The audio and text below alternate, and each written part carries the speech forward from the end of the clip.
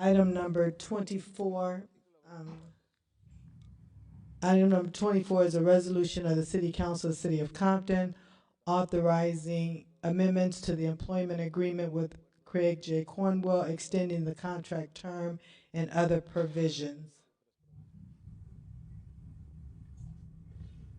So Is there move. Second. discussion? I would like the city attorney to just do a recap of the process for contract negotiation, and then we can go directly to council comments. Thank you, Madam Mayor, members of the council. This item that's being brought for your consideration concerns the amendment to the current contract for the current city manager, Craig Cornwell. After a series of discussions with council and closed session meetings, terms for an extension of this contract were agreed to by both parties, and the contract that you see before you is a culmination of those negotiations and a memorialization of what terms were agreed to. It's now here for your consideration and approval. Thank you, City Attorney Brown. And I just want to speak briefly to the questions or the public comment that we had regarding the city manager's contract. And I just want to make it clear for the record for the residents of Compton that the City Council between the years 2014 and 2019 have approved two contracts for employees, and specifically for ASME 3947, which totaled an 11% increase, plus a $700 one-time cost of living adjustment as well. We also restored all furlough employees that were laid off in the illegal 2011 layoff, and also fully restored furlough schedules as well. And so, and then lastly, it was stated by a resident as well that the city of Compton's council has defunded the fire department, and that cannot be any further from the truth. This council has funded the fire department in the highest levels in decades in terms of equipment and manpower. So I want to make it clear that this city council has supported the employees getting raises over the years, even when we were battling our way back from fiscal insolvency and on the brink of bankruptcy. And the city manager's salary has been stagnant for over a decade.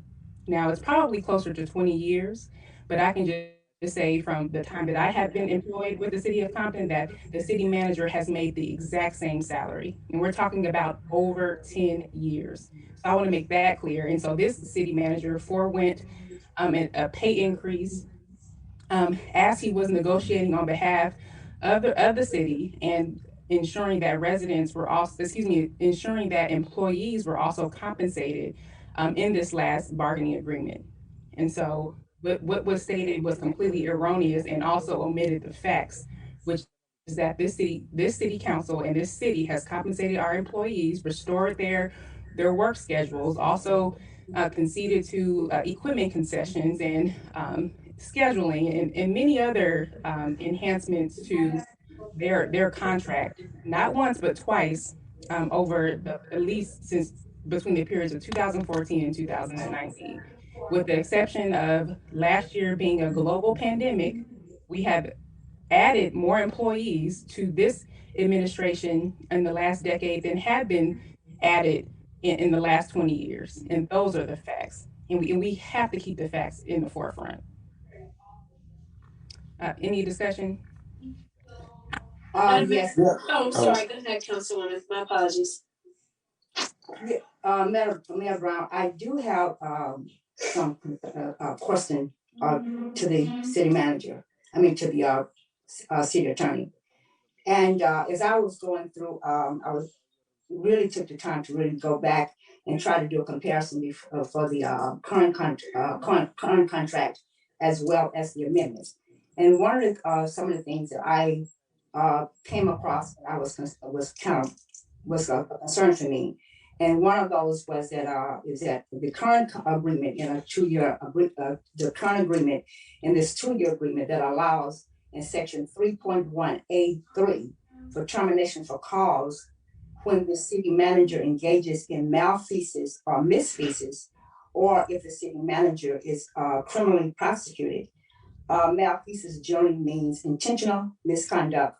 Misfeasance generally means other forms of misconduct. The proposed amendment would eliminate the language showing the council to terminate for cause based on malfeasance and misfeasance. I'm just asking on that, in that language is being taken out of that contract, that is a little bit of a concern because I went back and I started looking at this. And that is a concern for me. I want to make sure I brought this to their attention and let you guys know that is a concern for me because I do believe that should, in my opinion, should still be a part of the contract because what it does is that it actually gives some type of safety net here for this city. Now that's where I see it now. But how the city manager, city attorney said, I have no idea. Then also in this current agreement, I'm looking at there's a 12-month or so holidays that the city manager gets along with our staff. He gets 15 days of paid personal leave, 20 days of vacation, and 15 days of sick leave. In my opinion, that is quite a bit of time there when you talk about people being off. And so I did have a bit of concern for that. So I'm just pointing out my concerns that I had. Now, if anyone else had any concerns, like I said, is that, and also in the 2-year plan term, the severance and everything that was put there. I know that we stated that the 6 months did not apply, and that 6 months or 12 did not apply depending on the circumstances and everything. But the proposed amendment would be like for 3 years, ending in 2025. And now what I'm looking at is this: is that in talking to some of the council people that's coming on, I would hate to believe that it was our intent to kind of tie their hands here with this contract because I don't think that's something that we would have done. But in looking at it, it really puts them in a position, and I'm now on their behalf because what they're saying, it does put them in a position because their priorities that they may want to be setting moving forward, as well as being able to the priorities and also the evaluation of that city manager is putting a point where this is in the contract, which means those changes that you made in the contract now actually is binding the new council people that's coming in. And that's those are things that I am really concerned about in that because that to me, I think that takes away they were elected. So therefore, they have an obligation and everything to make sure that they evaluate their city manager and also be able to set their priorities. And so, to me, I'm looking at this in the way it's written. To me, it doesn't give them the opportunity to do that. Well, And also, just to add to that, Councilwoman, sorry about that, Mayor Brown. You can go if you want. I'll wait. yeah, just really briefly, Sure. we just approved a budget that ultimately the new council will not weigh in on. Secondly, just for the matter of record, this council spent several hours going line by line through the city manager's contract, asking questions, negotiating, having counterpoints. And so obviously anyone has an opportunity to raise their concerns, but I just want to make it clear that this council has had 2 sessions going in detail on this contract. Secondly, I'm a little concerned about Brown Act violations if there's discussions about an actionable item with future council people. City Attorney, if you could just touch on that just briefly. Well, you don't have to, because let me say this, Mayor Brown. There was no Brown Act violations. This came up on me when this was coming on the agenda. That's what I'm saying. There wasn't any violation of any Brown Act. No discussion took place in them period. I'm just saying that is a concern. This was brought to my attention as was their concerns when this stuff was listening to what you said, so I'm just trying to make sure. Yeah, and that's why I'm clarifying. I'm not a part of any proceedings that have any violations, and this is for my own protection. So, City Attorney, if you could just address those comments, I would appreciate that. Okay, I will address what I believe were questions directed at me, which may be separate from things that you think. When you reached out to me earlier this week, you asked me certain of those questions, which I had addressed in my response. And so I guess I will address the issue of the termination clauses I shared with you. There were 2 termination clauses in the first contract. One addressed termination within the first year of the city manager's employment. And because that event has come and gone, it is obsolete. The second clause of the second termination clause of the original agreement addresses all time beyond that first year. And so that was the reason why the first was omitted. The city manager's employment is at will and can be terminated for any reason whatsoever by the council. And so the council, neither this council nor any subsequent council, has their hands tied in terms of its ability to terminate the contract. Similarly, there's no constraints on the council's ability to manage the performance of the city manager under this contract. Council adopted and approved an evaluation policy for the city controller and the city manager, where both employees are to be evaluated on a semi-annual basis, and performance can be measured and addressed at that time or at any time that the council decides to raise it as a matter of course. As I shared with you, when you have a contract for employment, merit increases or scheduled increases are normal and typical parts of those contracts. And so just like the unions, as was mentioned earlier, whenever the unions have received increases, those have been contractual. They have not been discretionary. They have been scheduled at certain points, at certain years. They automatically are done because they are a result of negotiations. And similarly, this contract was negotiated between council and the city manager, where these increases were agreed to come on a scheduled basis. Once again, council is not restricted from managing the performance of their employees. And so that the concern that was raised about tying the hands of the council, those are not concerns that would materialize in a way that you mentioned, voicing some concern over. I'm not sure if there were other questions that you asked that I did. Oh, the other issues that you mentioned about vacation, those were, I'm assuming those were not questions because that's what was negotiated and agreed to. I believe consistent with the leave that management employees under AFSCME 2325 receive as it relates to the vacation. The previous contract provided the city manager with fewer vacation days than what the management employees receive. And so if my recollection serves me correctly, I believe that there was an agreement to increase those numbers of days based on that that pattern for other management employees. Was there something else that I failed to address on your questions? Yeah, you see, the question that, you stated that we could always terminate the city manager at any given time, and that's fine. And I agree because it's the charter, and I understand that. But also, what I'm looking at is that you can get rid of them, but you also still paying them out. And so that's what I'm saying is that, and that's why I did not understand why that particular language was taken out of the contract. And I still don't understand that. No matter what you tell me, Damien, I'm not going to understand that because, like I said, that to me is something that that I feel as though should have stayed in that contract. I'm sorry, and that's my opinion. That's my opinion about it. Well, And to piggyback, I'm sorry, just to be clear, it's not necessarily an opinion. I'm explaining to you what happened. No. And so I understand what you're saying, but I'm just saying it's not an opinion. I understand, but I said that I am concerned about why it was taken out. That's what I'm saying to you. My concern. I just wanted to be clear that that's what that was. That there is not, that a termination clause was not removed. It was an outdated provision because the event had come and gone. It related only to.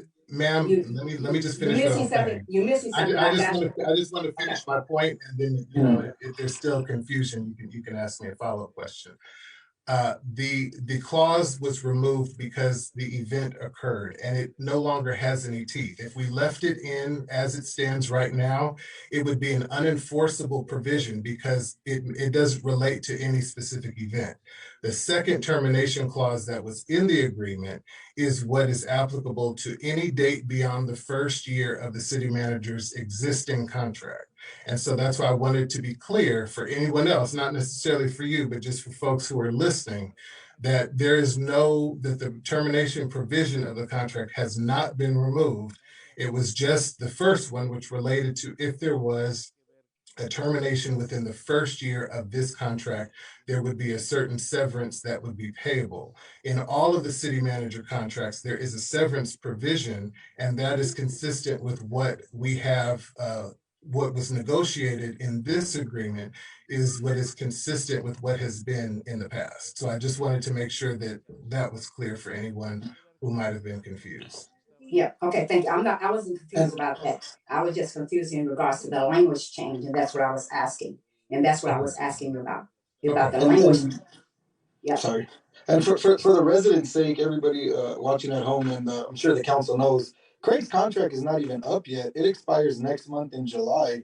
So I mean, and the way that Damon wrote this contract on purpose was to have it start immediately if adopted today. So meaning that if he got fired next week, he would get a whole year's severance. Where as if the new body wanted to come in and go in a different direction or do a nationwide search to find someone in case they didn't like his policies or the way that he manages the city, you can always put him on a month-to-month contract and not put the city at risk to lose hundreds of thousands of dollars if the new current body that's coming in. This contract does not expire until July. Is that correct, Damon? The existing contract expires in July of 2021. Yeah. So, I mean, there's really no need for the council to rush to vote on this right now when there will be a new body next week, and they should have the right to choose who they want to have as their city manager without the fear of, oh man, if I fire this guy, I'm going to have the city in what, $235,000 I got to give him the day he's fired, if that is the case. So, I mean, there's no real reason to do this today. I think that the new body should have a chance to weigh in, should have a chance to ask him questions, should have a chance to see what his direction for the city is. And clearly that's not the case right now. So that's what I wanted to piggyback off of Councilwoman Sharif's comments. Well, thank And you for your work. I'm sorry. I just wanted to clarify, just for the sake of transparency, this was not a contract that I drafted outside of the parameters that were set for me by the council. After the council negotiated and approved the terms, I then took those terms that were agreed to, embodied them in a written instrument, provided it to the council for its review and comment, and that's how it's being presented to you this evening. Well, that's not entirely true because I was in both closed sessions and you pretty much recommended all of these things. So I was there both times.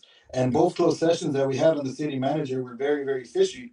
For example, the salary survey, you guys use cities that are nothing like Compton. You guys use the city of Lakewood, the city of Inglewood, the city of Pasadena as cities that comparable what they pay their city managers and what we should pay ours.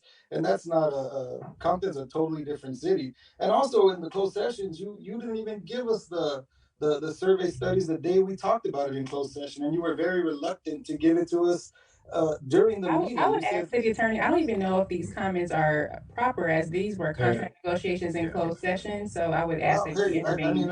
I'm talking about them, so you guys can do whatever you want. Well, I would say that that is a Brown Act violation to discuss the conversations that have taken place. Go ahead and report it. That's exactly what happened. And the same thing when he got hired the first time, it was under false pretenses, saying it was a recommendation from the auditor. When I asked for a written recommendation from the auditor, I never got it. And then the second time when Craig had demands, you wouldn't even email those to us. You emailed them to me 10 days after the closed session because you refused to let the council weigh in on them on their own time. Madam Mayor, I don't know who's under what influence and where, but this is not appropriate. This is not appropriate. We all were there. Everything was brought to all of us at the same time, several times. We went through with all of us went through this with a fine-tooth comb. everyone took out what they wanted and, asked Craig questions. If some were uncomfortable with leave, some were uncomfortable with vacation, went back over that. And then this was months ago. If you didn't want to vote on it or backpedal or whatever, just say that. Don't act like that you were not there and this same stuff wasn't brought Well, to first of you. all, I never said I wasn't there. I'm telling you what happened when I was there. But also, let's look at performance, and let's look at, if you look at the Please. item, and he did provide us with a great PowerPoint of the street service. He's done more than any did the last city manager, and the one before that, and the one before that. If you want to be technical, but if these streets that are getting repaved now were approved back in 2014 and 15. No, they were not. Listen, They were not. What I'm saying, sir, what I'm saying is that you can. I want to ask that we have some order. Mr. Galvan, we let you speak, and now Councilwoman Chambers is speaking now. I'm going to ask you don't speak over you people. guys just overrid me and didn't let me finish. I'm sorry. I also You're violating the Brown Act, sir. You may not be concerned about investigations, but I am. Well, don't lie to the people and give them misguided information. No one's lying. You need to just keep your situation straight there. Mr. City Attorney, could you please prevent any further Brown Act violations, because I will not be a participant and I do not want to be deposed. Just so that people know. One other concern I just want to make sure that I caution the council on is discussing public employment outside of a closed session hearing. We're starting to get into conversations about performance of the city manager. That is a topic properly agendized for a closed session meeting. And so to the extent that that is being discussed now in consideration of this item, I would say that would be an inappropriate topic. Thank you, Damon. But for clarity, I wasn't talking about the city manager's performance. I'm talking about the condition of the city. Don't lie to the people and say that all the streets are getting fixed and everything's beautiful in the city of Compton. It's not. Well, thank you for your comments. We're going to conclude no comments on this matter. Madam Mayor, finish my statement, please. Yes, please. And then we'll go to Councilwoman Sharif, and then we're going directly to roll call. Everyone was a part of hours of deliberation on this exact contract. I still got comments, so I would like to say my comments. If you want to vote no, you can vote no, but we're not going to have an open discussion about a personnel matter. If it comes to me, I'll say my comments. But what I was saying was that if we look at Mr. Cornwell gave a thorough presentation on all the services that he did as a city manager. That's number one. Secondly, I know, you hear, well, those streets were picked out before. You can pick out and say any street needs to be done. We know that is finding the funding and the resources to make the work, to do the work. And that is what he did. He came in and hit the ground running on all of these projects throughout all of these districts. And again, we all looked at these items. Everyone voiced their concern. Everyone has a right to say how they feel, of course, but we've been through this, and it's just leaving people's livelihood in abeyance. So let's just move forward respectively. Thank you, Madam Mayor. Thank you, Councilwoman Chambers. And I just want to say that for the matter of record, and then I'll go to Councilwoman Sharif, the whole point in ensuring that there was not a lapse or a void of stable city management leadership is because we have been under a 2-year financial recovery plan with the state auditor controller's office. And one of the key findings was the lack of stable leadership at the city management level. That is the chief executive officer of the city. And continuing to have a change in this key personnel position destabilizes the city, and it puts the city in jeopardy. And the reason why we came forward to continue on to have stable leadership is to prevent the same things from occurring that have been occurring, which is the city averaging 1.25 city manager every year for the last 25 years. It's insanity by definition.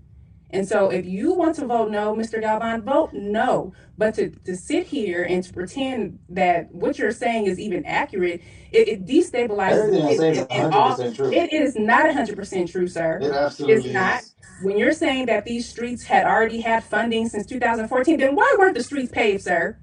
You are not conceding.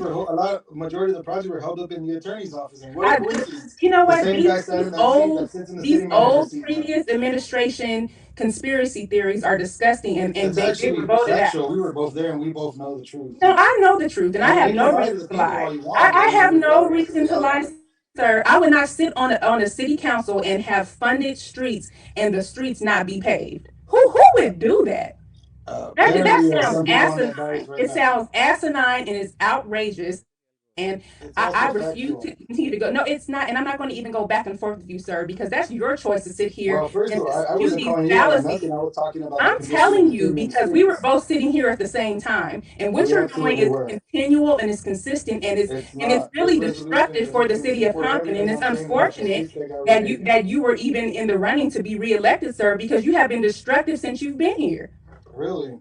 Oh, absolutely. But at least I haven't separated people and Oh, manipulated people I and don't, lied. sir. Look what's happening in Let's City Hall stick right to the now. facts, sir. Let's stick to the Look what's facts, and happening the right facts now in are City this: Hall. we will not have an open discussion about personnel matters and violate the Brown Act. You may not be concerned about federal investigations or district attorney investigations, but I am. I do not want to be a part of any investigation of a Brown Act, and I do not want to be deposed because my time is valuable. Well, you're doing the I'm same here thing. to You're say just that doing we will your not job have the any same further way. discussion about Mr. Cornwell's contract. When you get to the item, you can vote absolutely not or no or whatever else that you always do to anything that is for the progressive, but we will not break the law with you here, sir. Not today. Well, I'm just Not saying, you today, guys not here, personally not give me ever. credit And for I said everything what that I gets said, and I will happened. mute you, sir, if So we I don't know continue where you're because you're coming from. violating the council's policy of turning your camera on to even be a part of these proceedings. Right now, Well, you're in tell people to violation turn of the cameras council's off as policies. well. You are in violation of the council's policy, sir. Go ahead and So turn your camera on, sir. change the If you subject want to again. cast Try your to change vote, the subject turn your again. camera on. If Smoking not, your mirrors. vote will not be Smoking counted. mirrors. Smoking mirrors.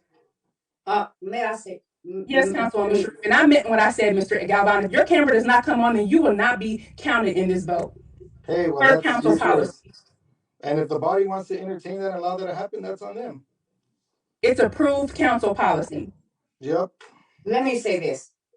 I have shared what my concerns are. Because if those concerns, if we cannot make the changes, then what like I'm saying is that I am not trying to put Craig in a position, and I'm just sharing with you guys what my concerns are when it comes down to this contract.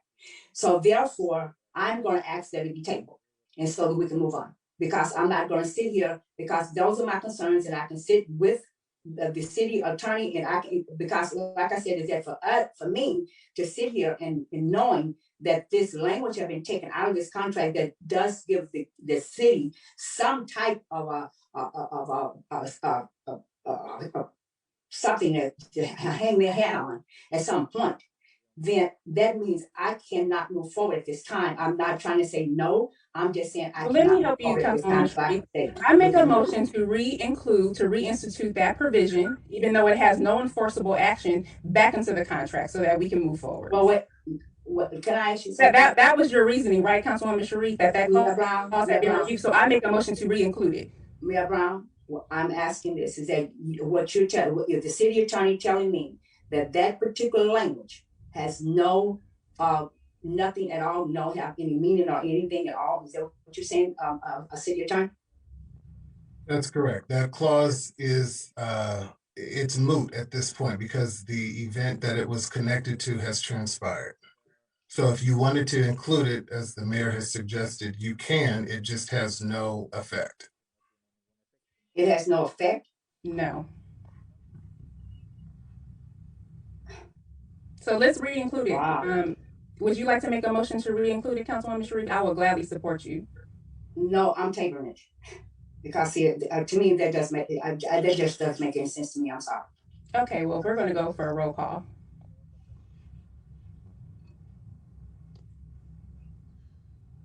Madam Clerk. Councilperson Chambers. Did you say Chambers? Yes.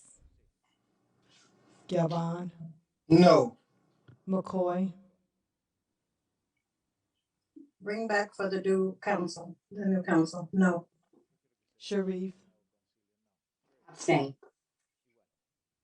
Mayor Brown. Yes, and just for the benefit of the residents, this is the same type of action that continues to destabilize the city of Compton. So I hope that the residents are taking notice and that they recognize that this city manager has outperformed every city manager in the last 20 years. And I can say this because I have been here for the last the last 12. So that is how we do not have retention. That is how we have turnover. That is how we average one city manager every single year and have done this for the last 25 years. So take note of your leadership and Godspeed to the city of Compton. Madam City Clerk?